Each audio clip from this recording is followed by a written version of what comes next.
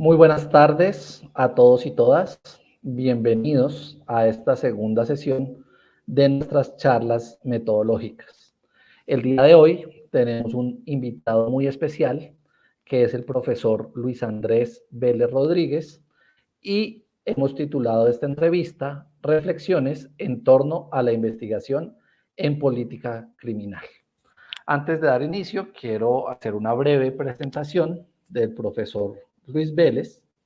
Él es doctor en Derecho por la Universidad de Málaga, tiene un diploma en estudios avanzados en modernas tendencias de la política criminal, es licenciado en Derecho en España y adicionalmente es abogado en Colombia por la Universidad de Caldas.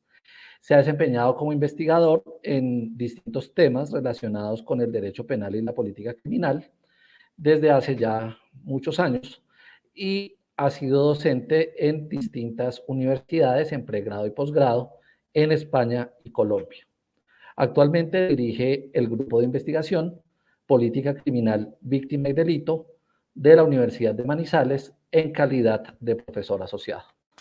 Luis, bienvenido. Un placer tenerte con nosotros.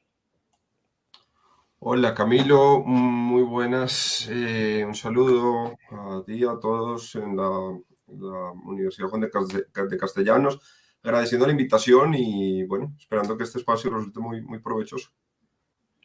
Bueno, Luis, entremos en materia. Vinimos hoy a hablar de política criminal. Entonces, ¿por qué no empiezas por contarnos cuál es tu concepción sobre la política criminal y cómo ves la política criminal adicionalmente como disciplina académica? Bien, partiría diciendo que la política criminal ha tenido una historia, digamos, incómoda dentro del conjunto de las llamadas ciencias penales.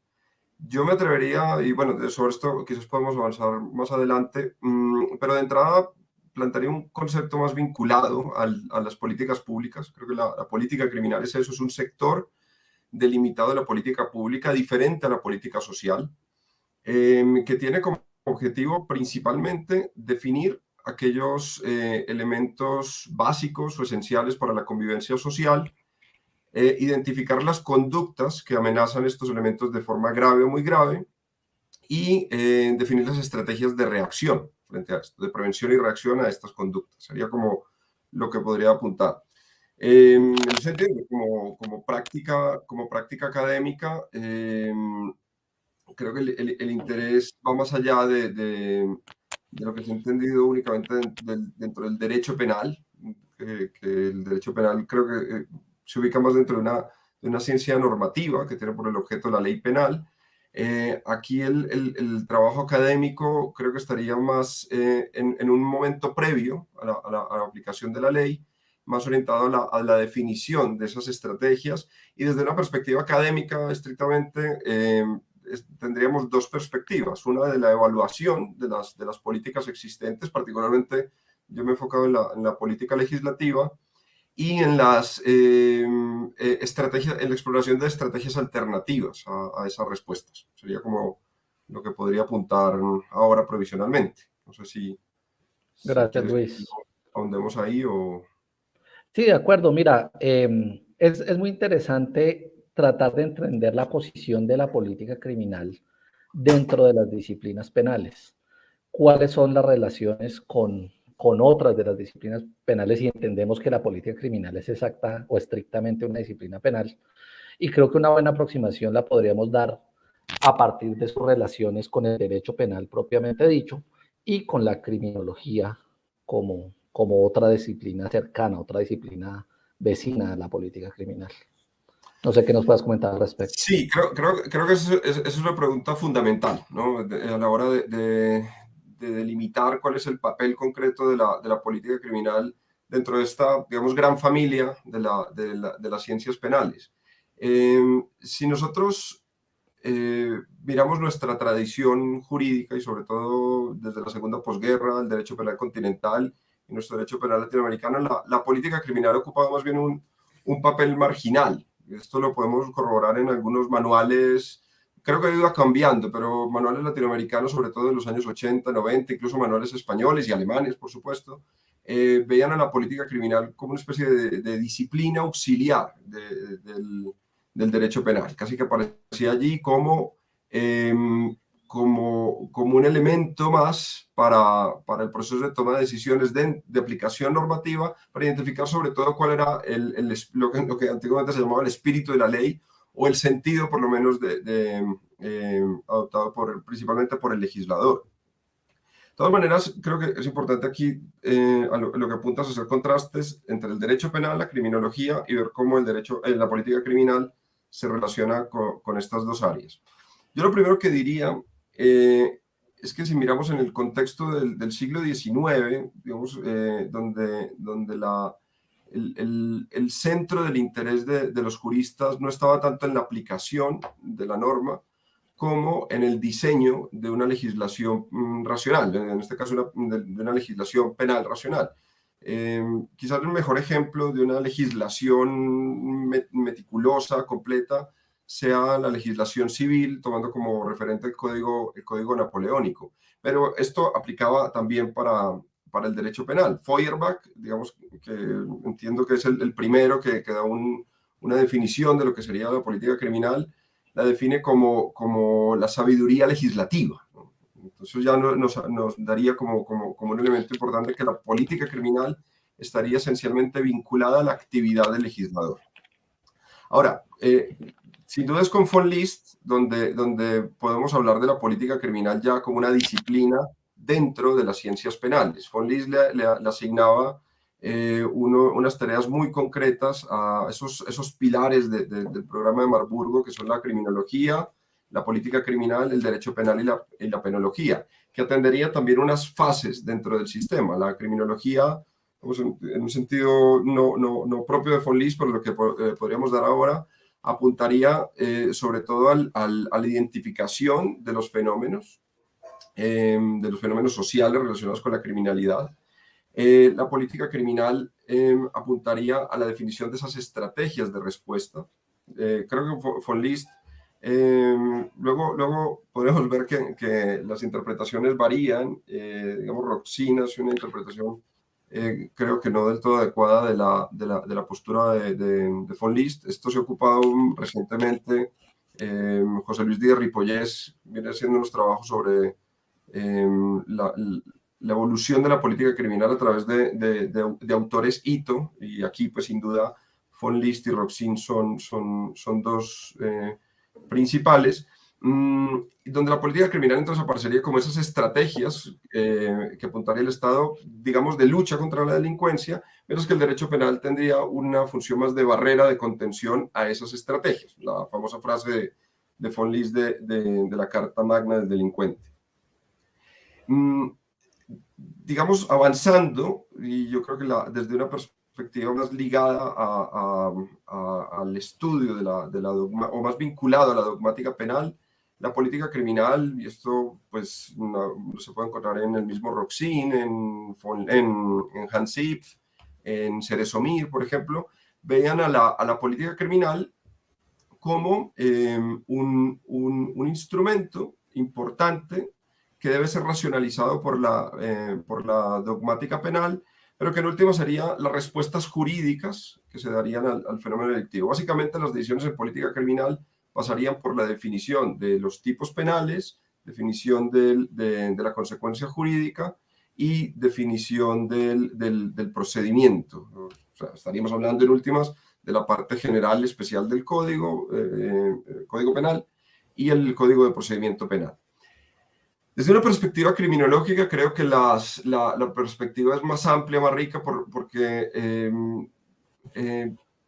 tiene una vocación más empírica de aproximarse más a la realidad social.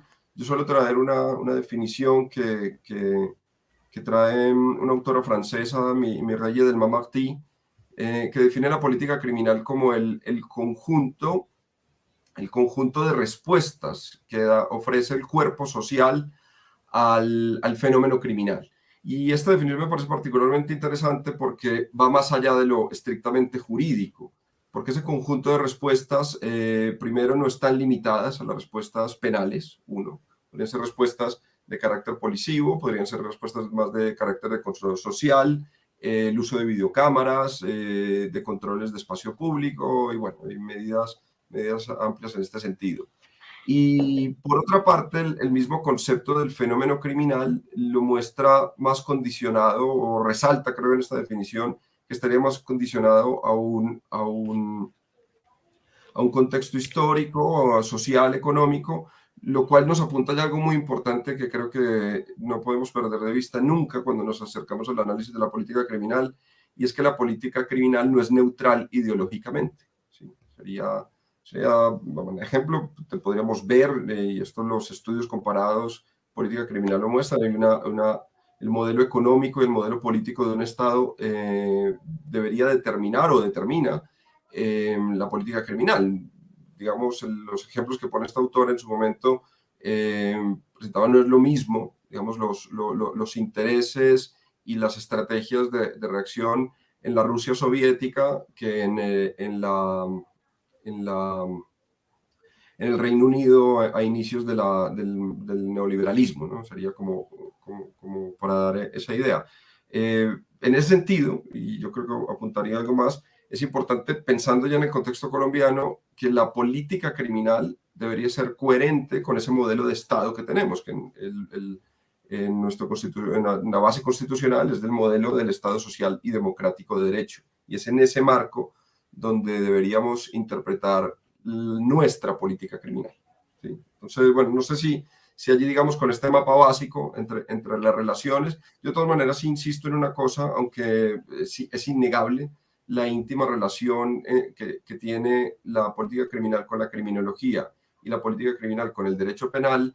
Creo que está más cómodo esta disciplina dentro del análisis de la política pública. ¿Sí?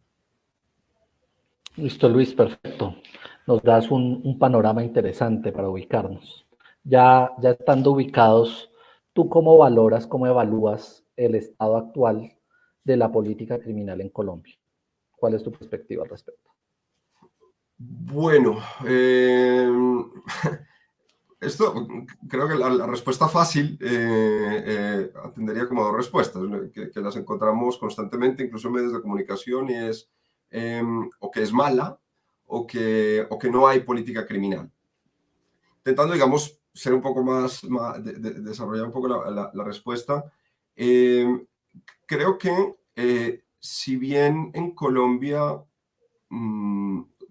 sería difícil decir que no ha habido una política criminal, creo que el primer problema de la política criminal en Colombia es que no tenía una separación clara, una distinción clara entre la política social y las políticas de seguridad. Sí, que cada una debe tener un rol, por supuesto se tocan. Una buena política educativa, por ejemplo, puede tener efectos benéficos para reducción de criminalidad, por ejemplo, y en ese sentido beneficiaría los objetivos de la política criminal. Pero las políticas educativas hacen parte de las políticas sociales del Estado. Igualmente, las políticas de seguridad y defensa, sobre todo pues, en Colombia, donde el dilatado conflicto armado ha llevado que se incorporen incluso a la legislación penal estrategias de lucha contra el llamado enemigo interno, ¿no? El Estatuto Antisecuestro en su momento fue un buen ejemplo en la lucha contra el narcotráfico, pues, contra los carteles de la droga y contra las guerrillas.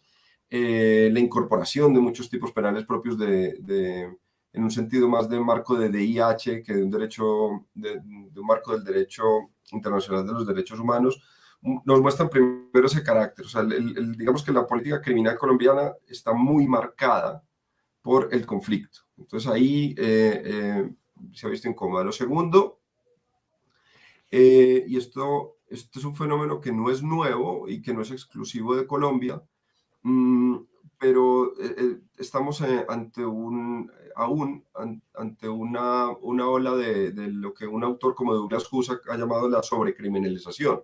Y este es el uso expansivo del derecho penal para solucionar cada vez más problemas sociales. Recientemente ya completamos 80 leyes de reforma del Código Penal, que esto por contraste, digamos que el Código Penal colombiano es un código muy joven, es un código que tiene 20 años y son 80 leyes de reforma. Y claro, cuando digo 80 leyes, no me refiero a 80 artículos, ¿no? Son muchos más artículos.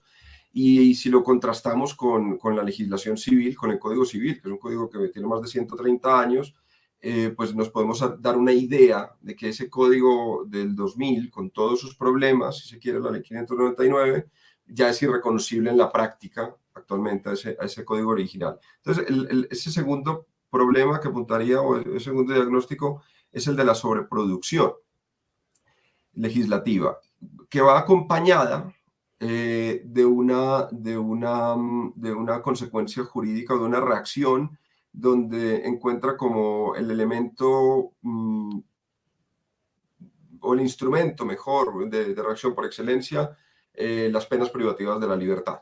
¿Sí? Que esto pues, se evidencia también en la crisis de hacinamiento carcelario, recientemente a comienzos de la pandemia pues vimos masacres directamente en la prisión.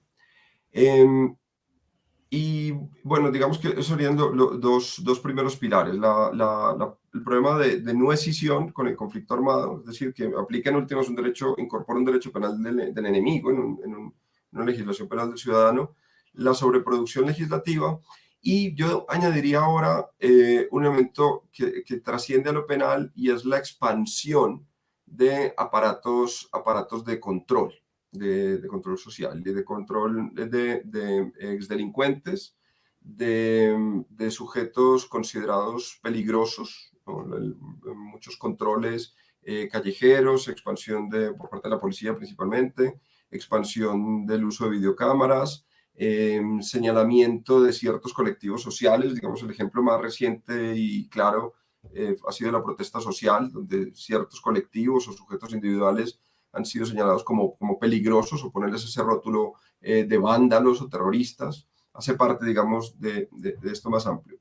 Y quizás lo último que quizás envolvería todo esto es que estamos probablemente a lo que Jonathan Simon llamó en el contexto norteamericano una especie de gobierno penal, la obra Gobernar a través del delito, Governing Through Crime. Lo que pasa es que el discurso punitivo, el discurso de la lucha, el discurso de la guerra y el discurso de ser muy duros contra el crimen y de la indignación va permeando otros ámbitos no estrictamente propios del ámbito de la política criminal.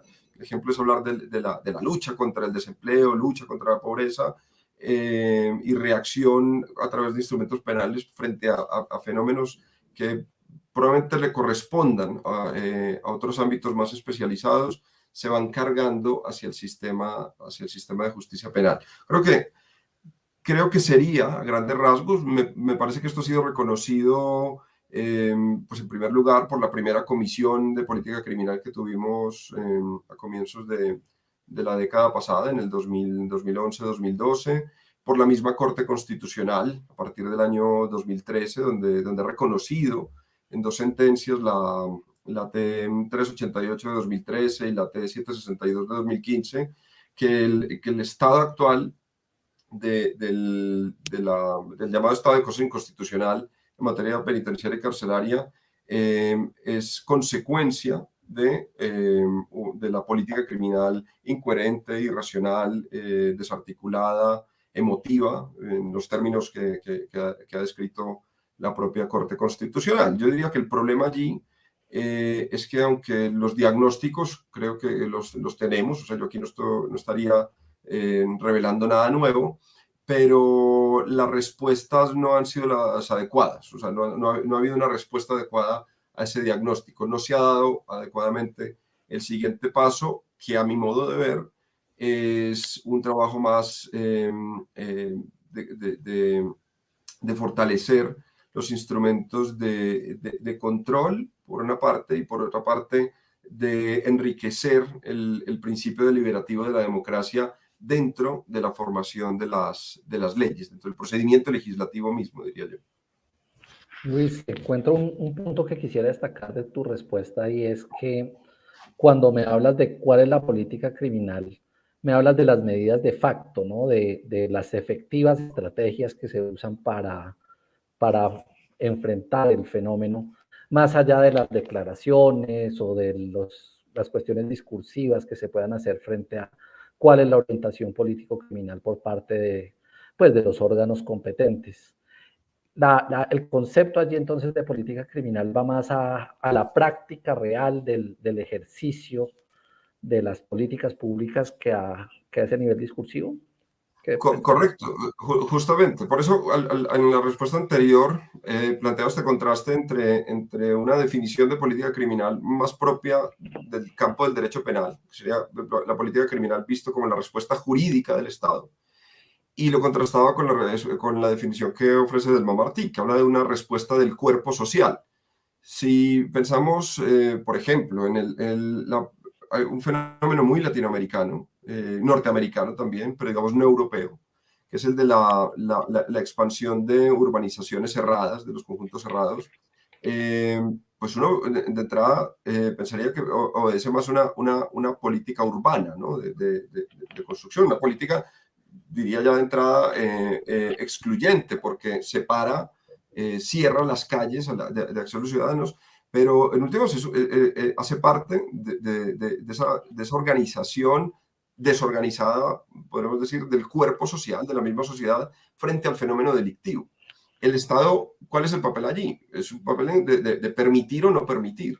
En Colombia recientemente hemos dado, o se está dando yo no diría un debate amplio, pero por lo menos está sonando, lo de flexibilizar el control, perdón, sí, el control de tenencia y porte de armas de fuego. Eso es una respuesta, o quienes así lo defienden lo alegan, a unos incrementos de la violencia y de la delincuencia donde los ciudadanos se les debería permitir adoptar, digamos, sus propios mecanismos de defensa. En últimas, esas son estrategias del cuerpo social o respuestas del cuerpo social frente a un fenómeno. Diferente es ya entrar a evaluar esa política, ¿no? o esa respuesta y ver si son realmente adecuadas y sobre todo qué efectos no deseados pueden generar. Que de ahí, insisto en esto, es muy, muy importante la metodología propia de las políticas públicas y pues, básicamente desde el análisis del ciclo de las políticas y en el punto de la evaluación de estas. No sé si... Listo, Luis. Sí, sí, claro, Luis, es clarísima la respuesta. Y precisamente cae muy bien con esta nueva aproximación que quiero dar. Y es, listo, tenemos este panorama. Entonces, ¿cuál es el alcance de la investigación en política criminal? ¿Qué pretenden los investigadores en política criminal? Simplemente describir el fenómeno, mostrarnos cuál es la política criminal real, o tienen pretensiones que van un poco más allá a niveles críticos o incluso a niveles evaluativos y propositivos. Y cuál es el alcance práctico que le pretenden dar a sus investigaciones. Sí, yo creo que particularmente en Colombia, en ese sentido, todavía estamos en un plano yo diría explorativo, ¿sí? Desde el punto de vista académico, estrictamente la investigación. Si miramos, y esto empieza desde el propio sistema universitario, educativo.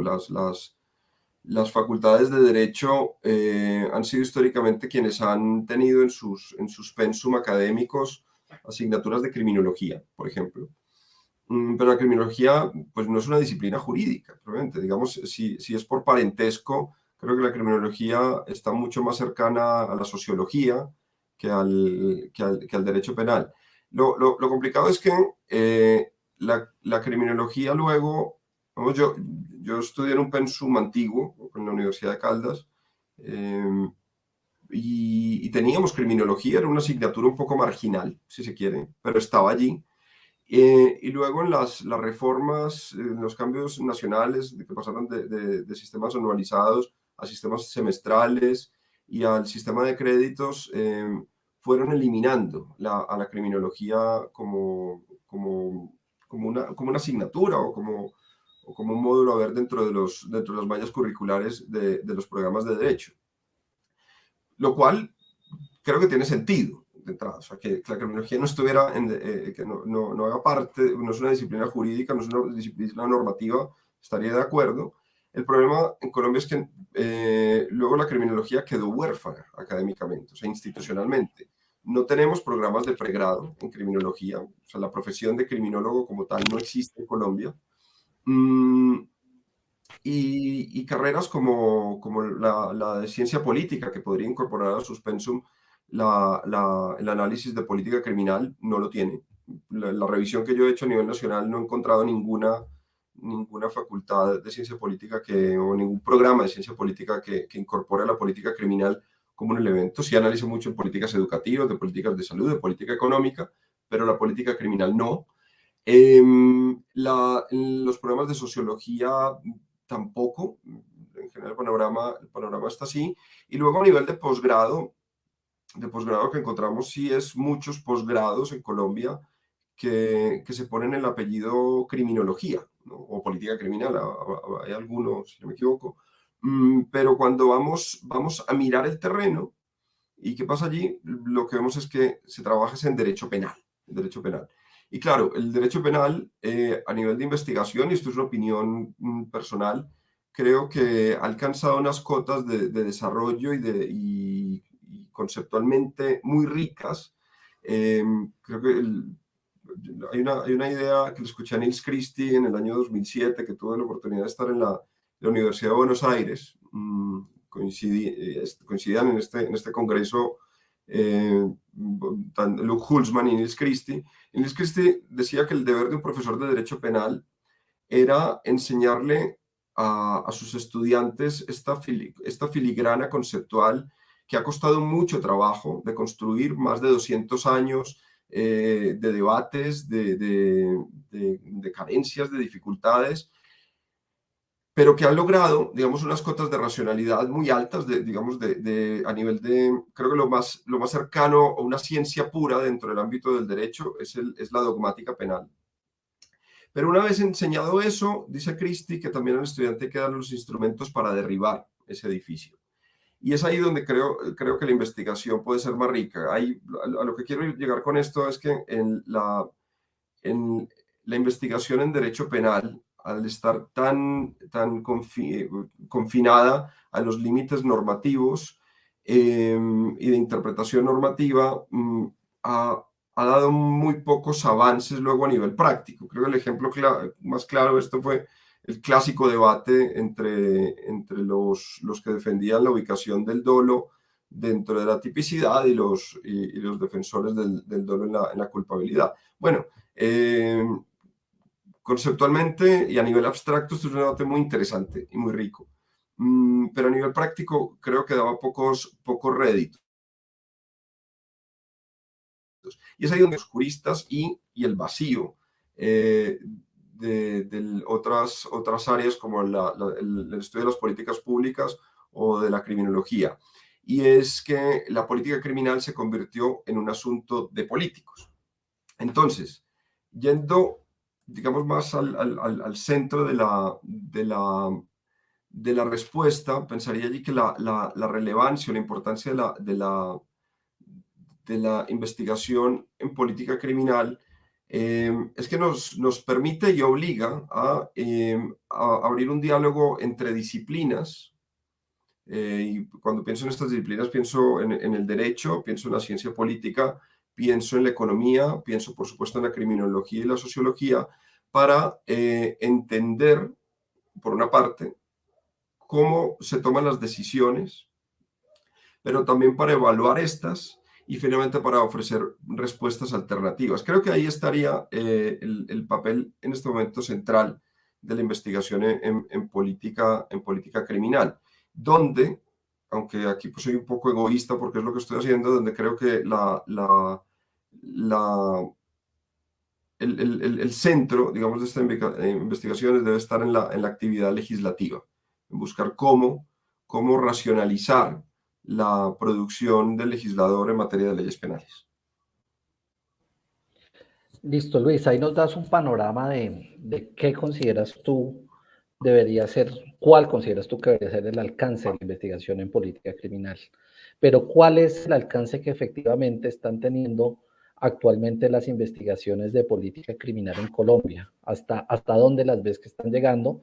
Y si nos pudiera dar un panorama comparado con investigaciones en el contexto transnacional, sería muy interesante. Bien, bueno, eso es buena pregunta. Claro, lo del alcance depende hacia dónde lo miremos. Creo que la pauta que marcó la obra de Garland para entender la cultura del control de David Garland a la hora de mirar, analizar las estrategias de política criminal a través de este método genealógico de cómo llegamos a una política determinada, creo que hacia allá o en ese marco es donde se han encontrado, digamos, ahora los estudios más ricos en Colombia, ¿no? Pienso en trabajos como el de Manuel Iturralde sobre los estados de excepción en Colombia y la política autoritaria, los trabajos de Juan Alberto Sotomayor haciendo revisión de la producción legislativa en Colombia. Creo que van en ese enfoque, es más un enfoque que busca comprender una realidad y creo que para los grupos de investigación o para los investigadores que nos dedicamos a esto, pues creo que nos ha dado ya un objeto muy claro y es sobre todo la actividad de las instituciones públicas en materia de política criminal, centrándonos en el legislador, pero dándole mucha importancia también al papel del Ejecutivo y instituciones como la Fiscalía y las instituciones penitenciarias en general, particularmente el IMPEC. De todas maneras, ya en un panorama más amplio, creo que la investigación comparada en materia de política criminal ha adoptado principalmente dos rumbos. Uno, digamos que sería el estrictamente comparado, es ver la rigurosidad de los distintos sistemas penales. Una obra muy importante en este sentido es la obra de Dignan y Cavadino, la Penal Systems, donde establecen comparaciones entre sistemas penales en países desarrollados, posiblemente en Reino Unido, Estados Unidos, algunos países europeos, en Japón y Nueva Zelanda y Australia. Lo que muestran allí es sobre todo comparaciones a nivel de cuál es la reacción, o sea, el nivel de castigo, el funcionamiento de los sistemas, los enfoques frente a sistema de justicia penal de adolescentes. Creo que allí hay una primera estrategia importante y creo que muy extendida de evaluar los sistemas penales de cada país dependiendo de su aproximación a sistemas penales más rigoristas en el sentido de la extensión de la pena y del nivel de su población penitenciaria, o países que privilegian enfoques más cercanos a la política social, donde la política criminal se pondría más al servicio de estas políticas sociales. Otro enfoque de estudio que creo que es pionero fue en Estados Unidos, el análisis ya desde una perspectiva también de evaluación de política pública, con esta legislación penal de los años 90 del Three Strikes, You're Out, de los 3 strikes, estás fuera, y ahí la obra de Zimring creo que es importante, de centrarnos, o es pionera por lo menos, centrarnos a evaluar una política pública penal, criminal, concreta. ¿Evaluar qué? Sobre todo, pues evaluar su proceso formativo, de cómo sale, y luego en su implementación los efectos que la medida ha desplegado, efectos tanto queridos, es decir, si realmente ha alcanzado los efectos buscados, y los efectos indeseados, efectos no previstos en el momento de la creación de la medida, pero que han tenido impacto en diferentes sectores de la sociedad o de la economía o del mismo sistema. En esa misma línea, yo destacaría un trabajo reciente hecho por por el Instituto Andaluz Interuniversitario de Criminología de la Universidad de Málaga, un trabajo liderado por José Luis Díaz Ripollés, por Anabel Cerezo Domínguez y María José Benítez, donde evaluaron en un periodo de 10 años, desde el año 2004 y el 2014, la política integral española frente a la violencia de género. Entonces ahí tendríamos un enfoque de evaluación de las medidas. Y bueno, yo debo advertir que tengo conexión con la Universidad de Málaga, donde hice mi doctorado, y entonces la publicidad no es gratuita, pero viene trabajo también interesante allí, es la construcción de indicadores, y esto creo que va a ser una novedad en un punto que ya salga el proyecto terminado. Yo trabajé en una primera fase de este proyecto, y es la búsqueda de evaluar las políticas criminales a nivel comparado de cada país por sus efectos más socialmente excluyentes o socialmente incluyentes. En un Estado social de derecho como el nuestro, aunque la investigación no está diseñada para los países latinoamericanos, sino para países avanzados, particularmente del norte de Europa y el norte en general del hemisferio global, estarían apuntando a evaluar qué efectos tienen frente a las personas que son intervenidas por el sistema de justicia penal, básicamente ofrecer el tratamiento para potenciales delincuentes y exdelincuentes, como las medidas que se imponen sobre estas personas o sobre nosotros en general generan mayores posibilidades de continuar un plan de vida en igualdad de condiciones o un plan de vida apartado o con condiciones de mayor dificultad. Creo que a nivel comparado, de lo que puedo identificar, seguramente me quedo corto, y estoy pensando más en estrictos términos de política criminal. Luego, quizás podríamos hablar más de la investigación e interacción con la criminología, donde se abren otros campos que se tocan. Pero pondría por allí el panorama. Pensaría que en Colombia estamos en un plano de mirar, sobre todo es el cómo se hacen las medidas, sobre todo centrándonos en el papel del legislador, en el papel de control de la Corte Constitucional, y una gran preocupación que no lo había mencionado, pero creo que es ahí donde la mayoría de investigadores en política criminal en Colombia se han centrado, y es en la política penitenciaria, ¿no? En la crisis penitenciaria, en las condiciones, y sobre todo desde una perspectiva de derechos humanos, lo cual está muy bien, pero creo que que nos hayamos tomado tanto esfuerzo allí, creo que la investigación en Colombia se enfocó en el síntoma, que es la crisis carcelaria, pero no del todo en las causas, donde creo que está ahí más en el ámbito del papel del Ejecutivo y sobre todo del Legislativo. Sería como este panorama más o menos disperso de lo que he podido identificar. Listo, Luis, y dentro de ese panorama hablemos puntualmente de tu obra, aunque sea un poquito. En un libro que tú coordinas tienes un capítulo muy interesante que se llama La política criminal del Estado Social y Democrático de Derecho, bases para la evaluación de la política legislativa en Colombia. Y en el desarrollo es un punto muy interesante que ya tocabas en la entrevista, que son las relaciones entre la axiología constitucional y el diseño de la política criminal, planteando de alguna manera que la axiología constitucional determina o limita o da una orientación sobre cuál debería ser la política criminal legítima en el país. ¿Podrías hablarnos un poco de ese punto, de cuáles serían esos referentes axiológicos y cómo se expresarían en el diseño de la política criminal? Sí, yo ahí, bueno, el capítulo que refieres es de una obra reciente, es Política Legislativa Penal y Cuestiones de Política Criminal, que publicamos a finales del año pasado, comienzos de con la editorial Ibáñez, un proyecto del Grupo de Política Criminal Víctima y Delito, y con colaboraciones de investigadores de España, de Italia, de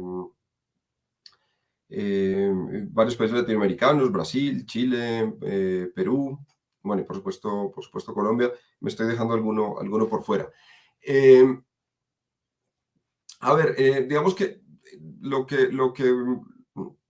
esta investigación, digamos que sería como la columna vertebral de mi trabajo, incluso yo diría desde el doctorado. Mi tesis doctoral versó sobre el control de constitucionalidad de las leyes penales. El objetivo de ese proyecto era cómo introducir unos parámetros de racionalidad en la formación de leyes. Cuando hablo de racionalidad, y es ahí lo que vos apuntas, yo atiendo a dos criterios de racionalidad. Una racionalidad, digamos, lata o en sentido instrumental, que sería la adecuación medio a fin. La política criminal, sea cual sea, su tinte ideológico o el marco constitucional en el que se desarrolle, va a compartir un objetivo común y es la reducción de la delincuencia. Claro, cuando hablamos de la reducción de la delincuencia siempre vamos a tener un problema de cuál es el óptimo de la reducción. O sea, no podremos, por más que digamos que hemos logrado bajar la tasa de homicidios, bajar la tasa de delincuencia sexual, no podemos afirmar que hemos llegado a un óptimo, ¿no? Siempre que haya este tipo de delitos, el trabajo tiene que continuar. Ahora, también una política criminal sensata debe partir de la base en que la delincuencia no se va a acabar. O sea, cualquier discurso político, y se lo diría ya a quienes nos estén viendo en este momento, que nos vean luego, pues primero no comernos nunca el cuento cuando un político X presenta una propuesta y que con esta propuesta vamos a acabar con la corrupción o vamos a acabar con la violencia contra los niños o vamos a acabar con la violencia contra las mujeres. Bueno, eso es ingenuo o mentiroso, por lo menos. Bien.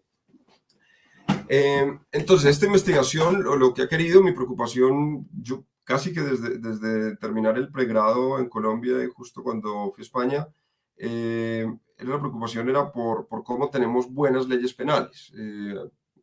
Y aquí, pues, el interés ha sido ese. Entonces, por una parte, lo que decía, retomando, perdón, aquí el lapsus, esta racionalidad instrumental, una buena ley penal sería aquella que sirve realmente en términos de eficacia para alcanzar el objetivo pretendido. Pero esta racionalidad instrumental tiene que estar mediada por otra cosa. Y esa otra cosa, pues, cuando mencionaba antes que no es neutral ideológicamente, creo que la ideología debe ser la ideología constitucional, el marco constitucional que nos hemos dado, ese pacto constitucional presunto, real o ficticio en el que nos cobija, pues debería los valores que se desprenden de ese modelo, de esa fórmula, ¿no? Del Estado social, del Estado de Derecho y del Estado democrático. Esta fórmula implica el desarrollo de unos subprincipios que deben articularse en el desarrollo de todas las políticas públicas, pero particularmente de la política criminal podemos desprender principios muy claros. Entonces, esa relación medio a fin, es decir, que el instrumento sirva para enfrentar la delincuencia, tiene que estar mediado por otros criterios. Y es allí donde serán los principios constitucionales quienes atemperen o, digamos, regulen un poco el paso a paso del desarrollo de la política pública, desde la definición del problema, pasando por la formulación de estrategias de solución, la implementación y la evaluación de las mismas políticas. Concluiría, digamos, con esto. Digamos, sigue siendo el tronco de mi trabajo de investigación, pero esto no me impide, digamos, hacer un poco, espero que no suene mal, pero digamos, de turismo en otros campos, ¿no? En el ámbito de la criminología, tenemos además en la universidad un semillero muy activo en este punto y hemos desarrollado algunos trabajos, sobre todo pues dos principalmente, uno sobre actitudes punitivas en la comunidad universitaria y otro que estamos en ejecución sobre evaluación de selectividad, selectividad policial en el marco del sistema de adolescentes. También pues, he hecho algunas exploraciones en el campo de la justicia transicional, bueno, de la política criminal ya concretamente frente a delincuencia sexual, pero en últimas todo va yendo a ese mismo centro, que es el identificar claramente los problemas en aras de tomar mejores decisiones. Sería como como una intencionalidad que no abandona, digamos, la línea de proyectos, como en este que mencionas. Gracias, Luis. Otro tópico que mencionas en tu capítulo que me llamó mucho la atención es la necesidad de sustento empírico de las medidas de política criminal.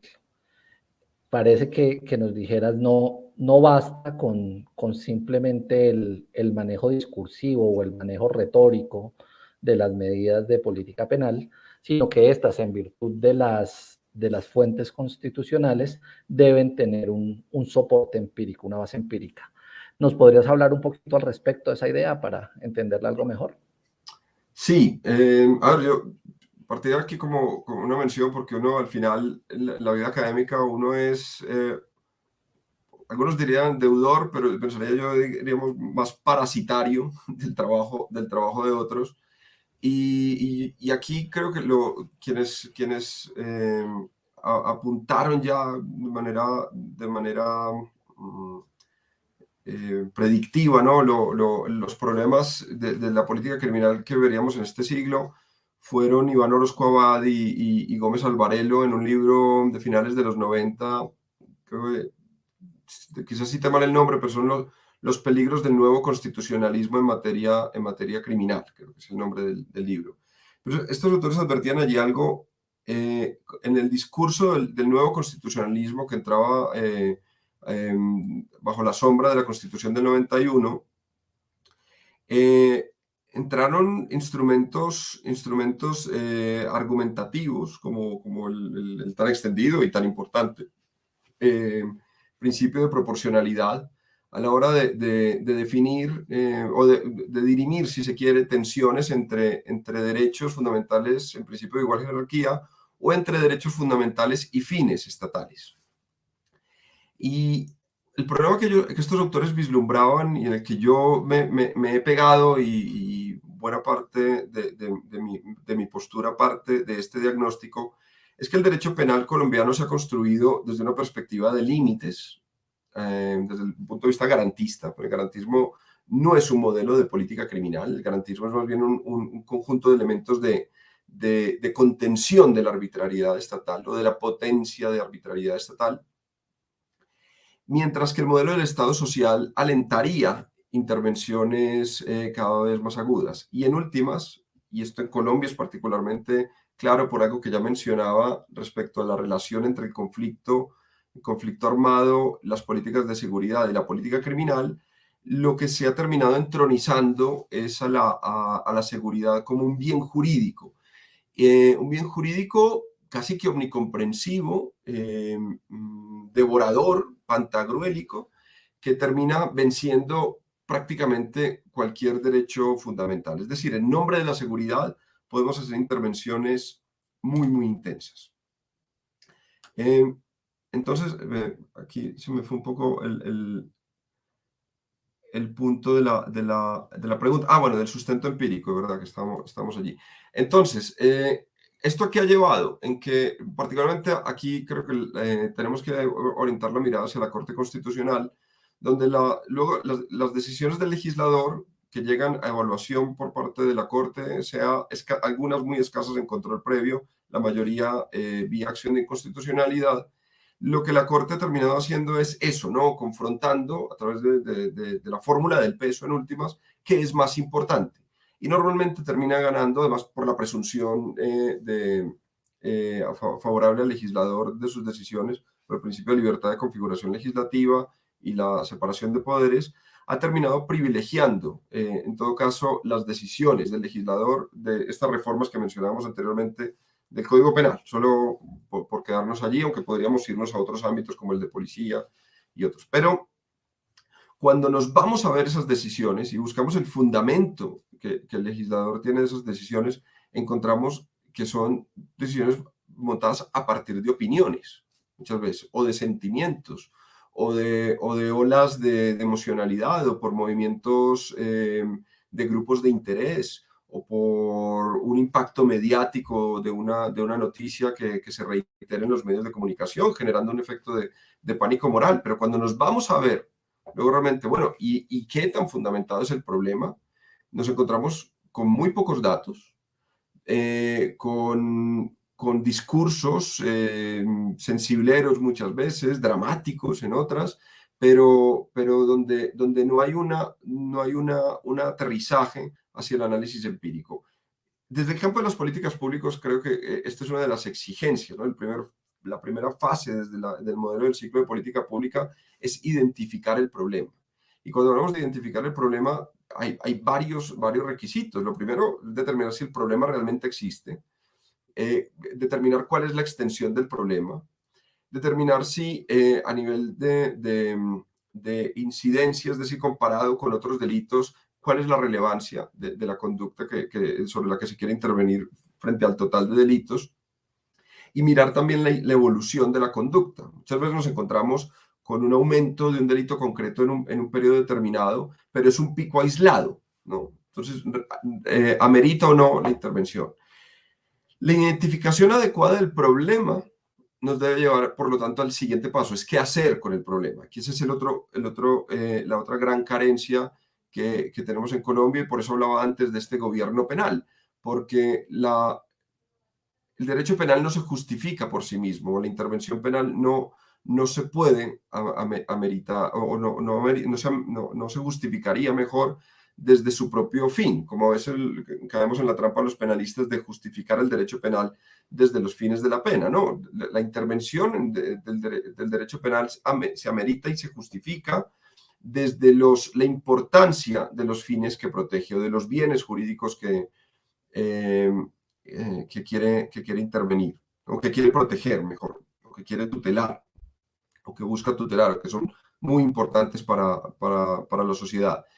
Y en ese sentido, el legislador, el ejecutivo, cuentan con un montón de posibilidades de intervención, donde la última estrategia debería ser el derecho penal, o el último instrumento de intervención de derecho penal, de intervención, perdón, debería ser el derecho penal. ¿Por qué? Porque el derecho penal es el medio con el que cuenta el Estado, que emplea los instrumentos más severos y más nocivos o lesivos para los derechos fundamentales de las personas. Y además, y esto digamos que es un problema, digamos, con los juristas en la interpretación del principio de última ratio, porque se debe entender que cuando lo demás no funciona, entonces automáticamente debe activarse el derecho penal.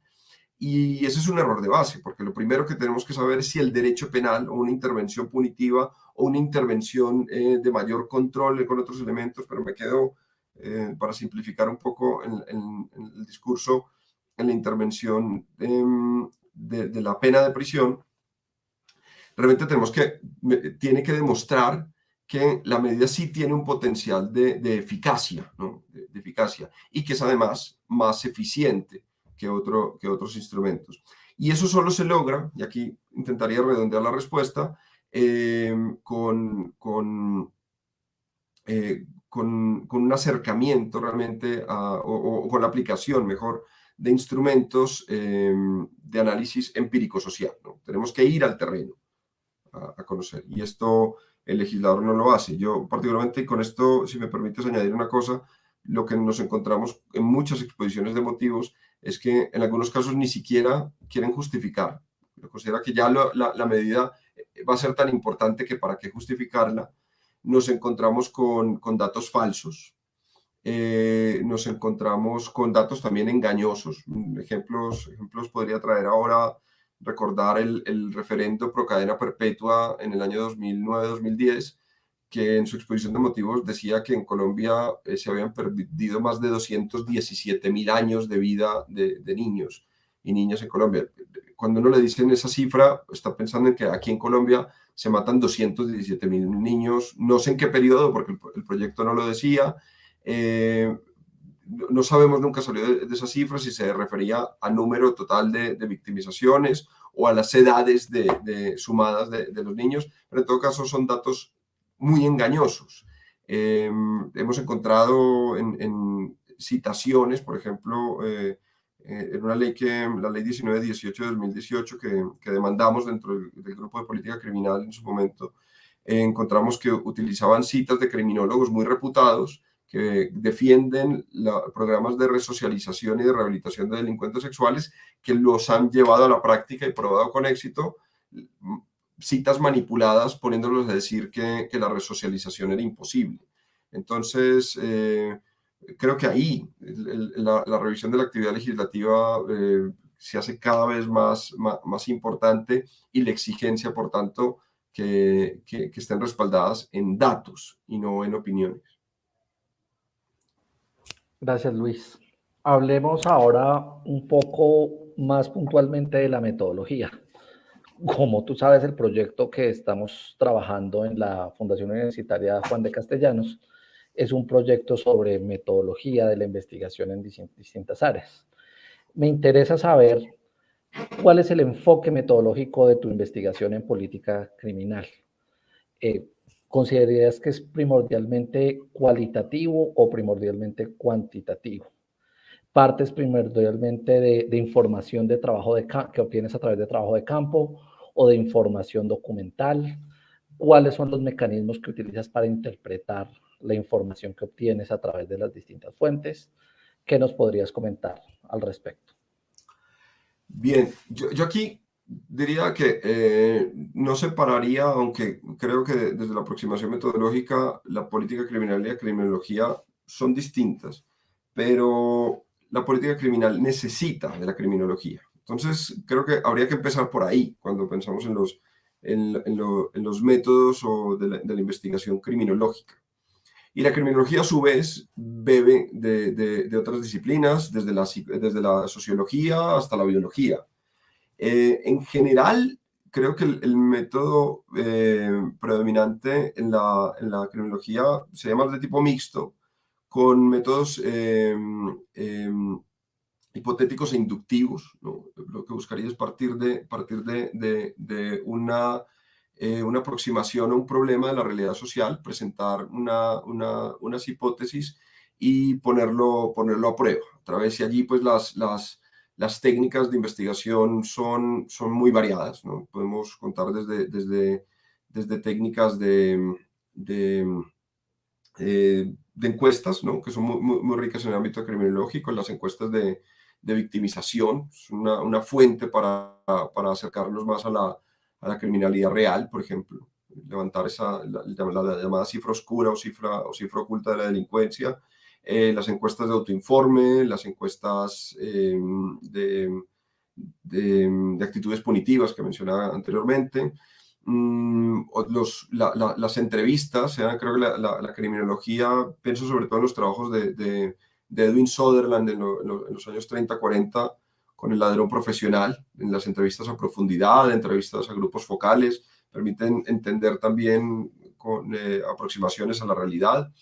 La observación documental creo que es una de las técnicas que sí compartimos desde la política criminal como desde la criminología. Y allí sobre todo es muy importante, creo, cuando hablábamos antes de la determinación del problema desde el punto de vista de la política pública y de la política criminal, las fuentes oficiales, ¿no? El análisis documental de bases de datos del sistema de justicia, de fiscalía, de rama judicial, de defensoría, de procuraduría, pero también las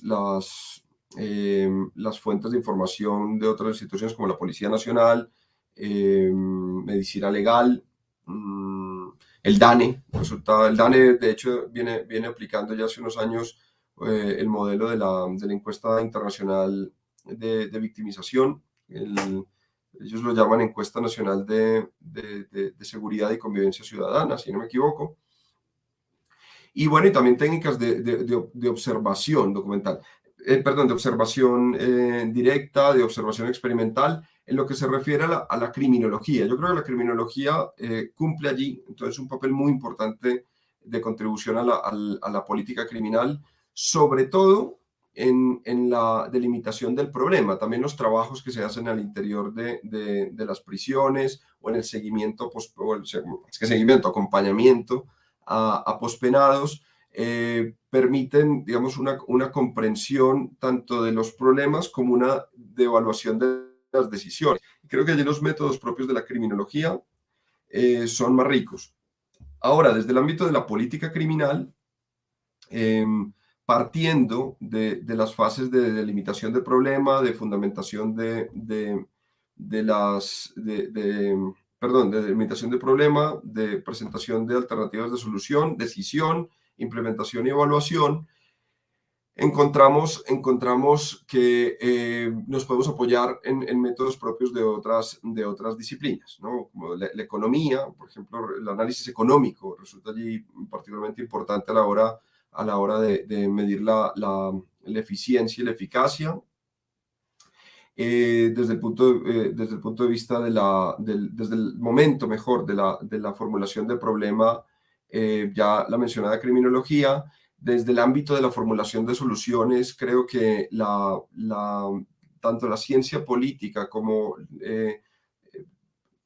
la ciencia política, sobre todo a la hora de ver el diseño de las agendas, identificación de actores de interés, los llamados stakeholders, la identificación de las instituciones que estarían participando o estarían involucradas en el proceso de toma de decisiones, tiene mucho que decir. Y creo que los juristas allí aparecen particularmente importantes o son relevantes, sobre todo para delimitar el ámbito de la discusión desde el punto de vista ya mencionado de esta racionalidad axiológica, porque serían los juristas los llamados a mirar, digamos, o a llamar la atención de cuáles serían los términos o los límites o los contornos constitucionales en los que se debe llevar la decisión. Y bueno, en general, en cada fase deberíamos mirar allí desde diferentes disciplinas, aprovechar las técnicas propias de estos.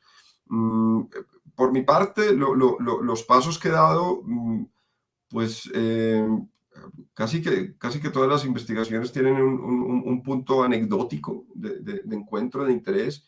Yo empecé a acercarme a la política criminal en el año 2006-2007, donde tuve mi primera publicación por allí, frente a una medida que seguramente algunos de ustedes la recuerdan, que fue los muros de la infamia, que fueron una propuesta de una concejal de Bogotá, que luego fue senadora de la República, Gilma Jiménez, que propuso presentar en vallas de alta circulación la imagen de condenados por delitos sexuales en la ciudad de Bogotá, con la fotografía del ofensor, del agresor, y las edades de las víctimas y algo así.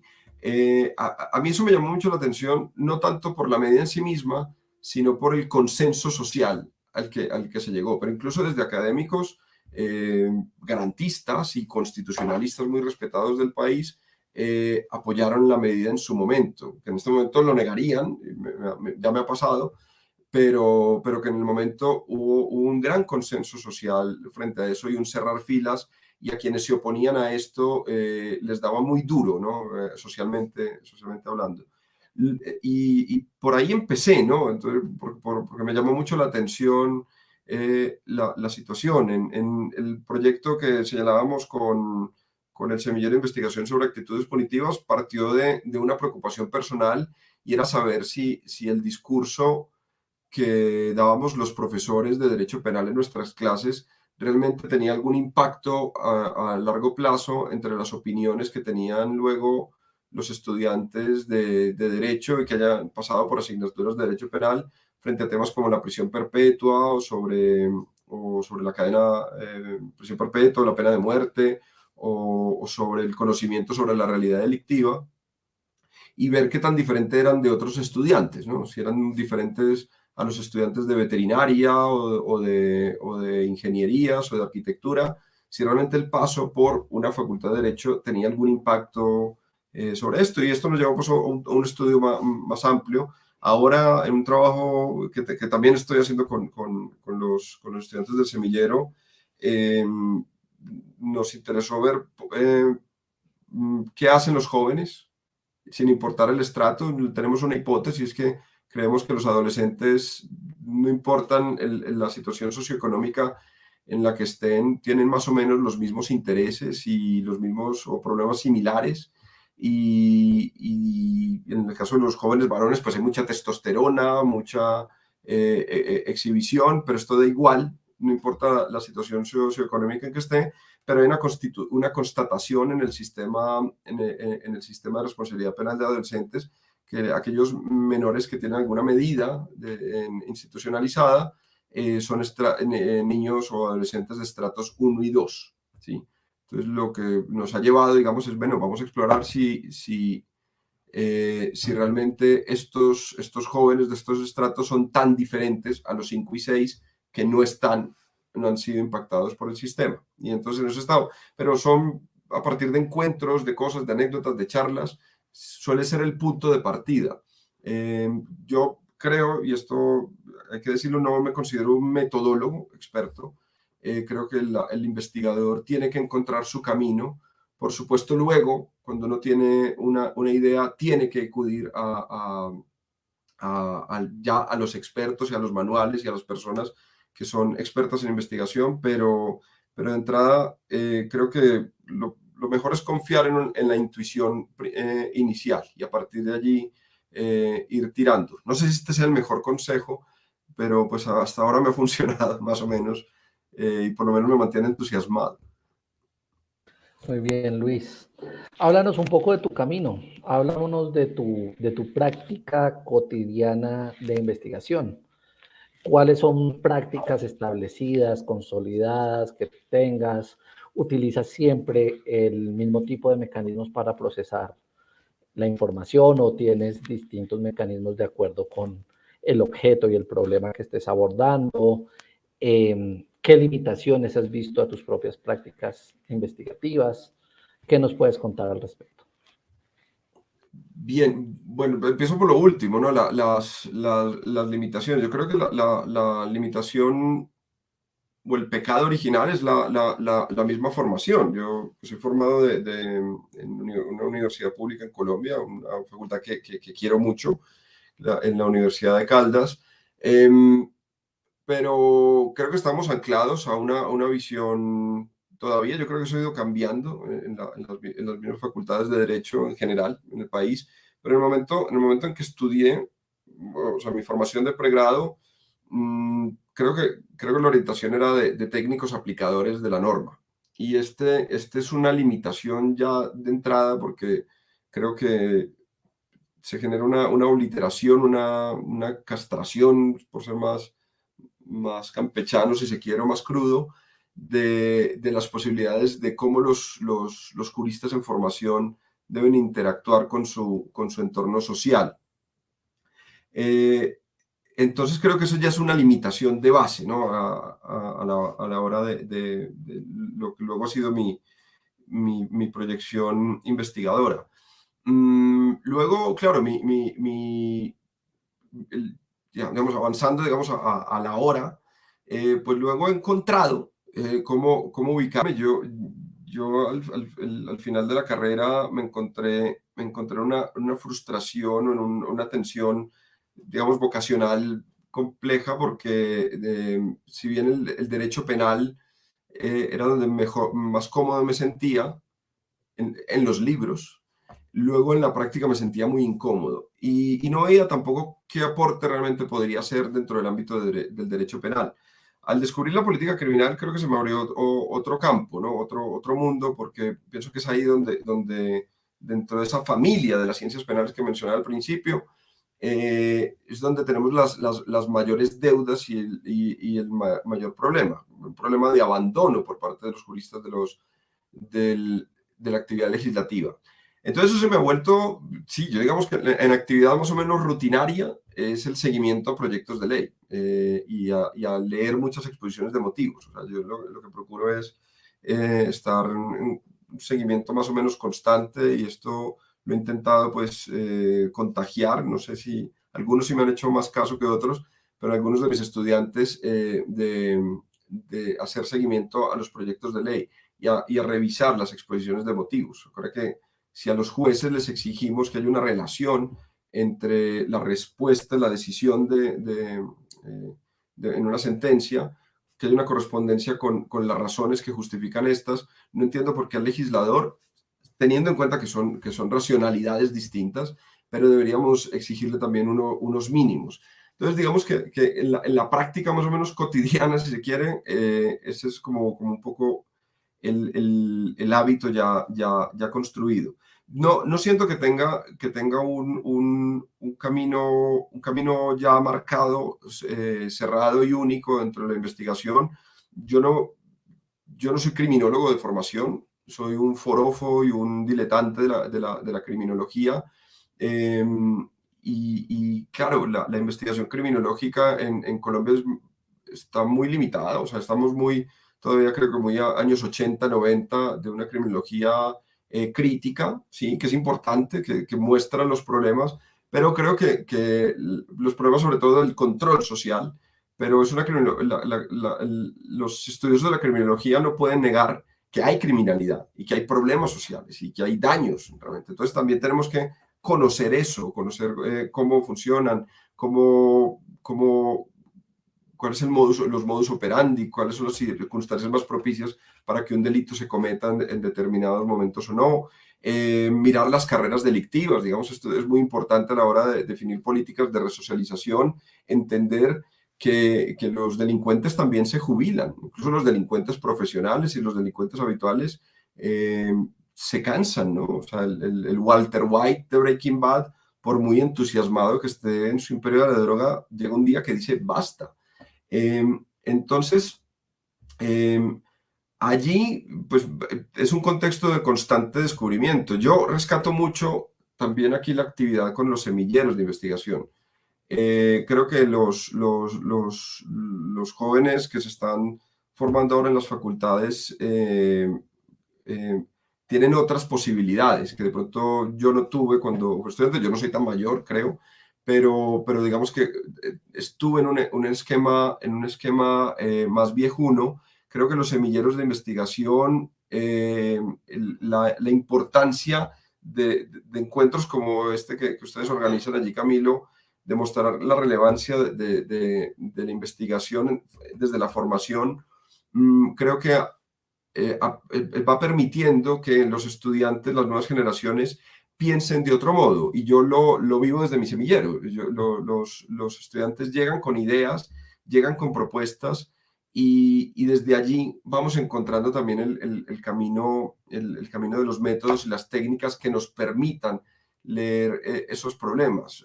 Si yo le llegaba a un profesor de mi época con un problema relacionado con qué sé yo, hablarle de exclusión social o hablarle de la necropolítica o qué sé yo, pues el profesor de Derecho Penal o cualquiera me va a decir, eso no lo dice el código. Pero creo que los estudiantes de ahora y los profesores que estamos ahora, creo que va cambiando una cultura que nos permite acercarnos mejor a estos problemas. De todas maneras, estamos años luz de otros contextos, como el anglosajón, por ejemplo, que esto lo tiene más arraigado. Yo no sé si respondí, Camilo, yo me fui por las No, ramas de pronto. totalmente, Luis. Y creo que de hecho nos das un panorama final tan bonito que no valdría la pena dañarlo con alguna pregunta adicional. Entonces, no resta nada más que agradecerte. Ha sido un gran placer tenerte con nosotros. Nos quedan un montón de reflexiones, un panorama muy rico sobre la investigación en política criminal que alimenta, creo yo, las perspectivas de investigación que podemos tener en todos los ámbitos del derecho. Y bueno, de nuevo un placer haberte tenido hoy con nosotros. No, Camilo, el placer mío. Espero no haberme enrollado en exceso, que a veces una idea me lleva a una rama distinta y me pierdo, pero ha sido un gusto, disfruté mucho el espacio. Las preguntas muy afortunadas, creo que disfruté de responder a cada uno y espero pues, que en alguna medida este espacio pueda servir para entusiasmar a más personas, estudiantes o profesores en emprender, en abrir trecho en este objetivo de tener una política criminal más racional y más humana. Sin duda, Luis, que es así. Bueno, pues muchas gracias a todos nuestros participantes, a quienes siguieron esta entrevista el día de hoy. Les recuerdo que ella también quedará colgada en el transcurso de la semana en nuestro canal de YouTube, Metodologías de Investigación en Derecho. Los invitamos a suscribirse al canal para seguir los distintos eventos que estamos haciendo en el proyecto de investigación y hasta una próxima oportunidad en que tengamos una nueva charla metodológica. Un abrazo y buenas tardes.